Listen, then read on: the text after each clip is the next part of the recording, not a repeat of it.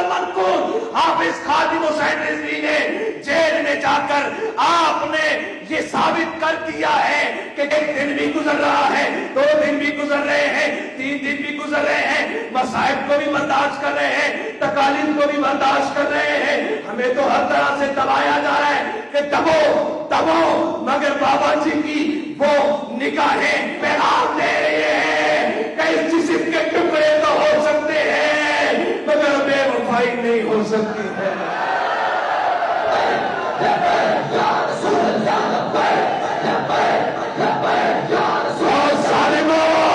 سن لو، تم نے یہ سمجھا تھا کہ ہم دبانے کی کوشش کریں گے، ہم ان کو جیل میں ڈالیں گے، ارے یہ خام خیالی ہے تمہاری، تم نے جیلوں میں ڈال کے ان کو مضبوط کر دیا ہے، کیونکہ سونا بھی نکلتا ہے آگ میں ڈلنے کے بعد۔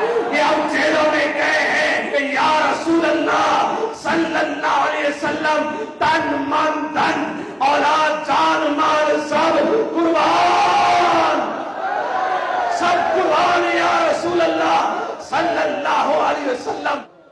ہم نے بڑا صبر کیا ہے، ہم نے صبر کیا ہے جیسے امام علی مقام نے صبر کیا، جیسے میرے امام نے، نواسے رسول نے، جگر گوشے بطول نے، نور نگاہ علی نے جس طرح صبر کر کے اپنے صبر سے آپ نے پوری دنیا کو پیغام دے دیا کہ دین کے لیے جب جان دینے کی باری آئے تو پھر نواسے رسول ہی کیوں نہ ہو، وہ جان تو اپنی دینے کو تیار ہے، مگر بات یہ ہے کہ قیامت تک یزیدیت کی جان نکلتی جائے گی۔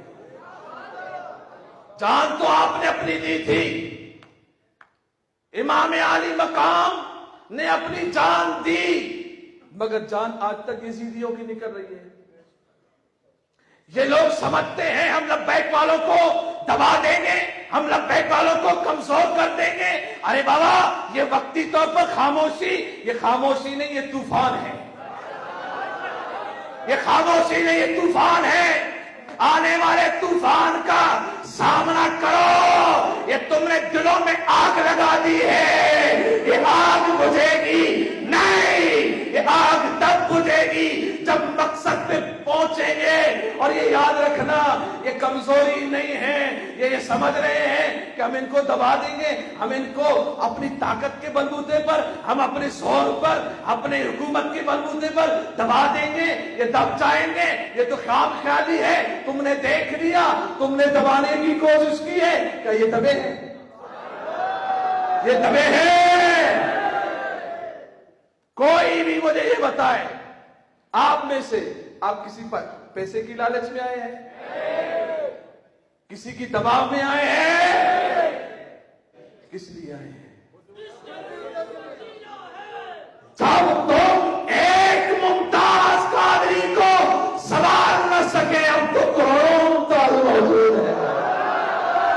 ہم قانون نہیں توڑنا چاہتے، ہم آئین پر عمل کرنا چاہتے ہیں۔ ہم یہ چاہتے ہیں کہ 295C پاکستان کا قانون ہے، اس پہ عمل ہونا چاہیے۔ اگر عمل نہیں ہوگا تو قانون شکنی بھی ہوگی، تو قانون شکنی کی تمام ذمہ داریاں حکومت پر ہے۔ کس پر ہے؟ کس پر ہے؟ حکومت پر ہے۔ مجھے بتاؤ، آسیہ ملونہ کو جب اس نے گستاخی کی، کسی نے مارا اس کو؟ بولیے گا۔ کم لوگ تھے؟ پورے کا پورا گاؤں، پوری بستی موجود تھی، مارا گیا؟ قانون کو نہیں توڑا گیا، قانون کا راستہ اختیار کیا گیا۔ مجھے یہ بتایا جائے، جب سے 295C کا قانون بنا ہے، کس کو اس کی پاداش میں سزا ہوئی ہے؟ تو پھر قانون کی حفاظت کرو، قانون کا احترام کرو، آئین کا احترام کرو۔ تم جب عمل نہیں کرو گے تو خود بخود تم اس قوم کو، इस पाकिस्तानी कौम को, मुसलमानों को उकसाओगे कि कानून तोड़ो, तो जो उकसाएगा कानून तोड़ने के लिए वो भी जुर्मदार है, वो भी कानून के तहत, याद रखिएगा, वो भी कानून के तहत वो भी जुर्मदार है जो किसी कानून को तोड़ने पर उकसाए।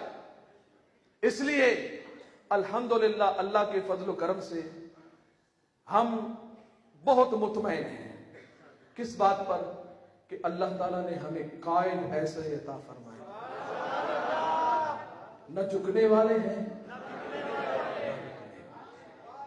बहुत इत्मीनान है।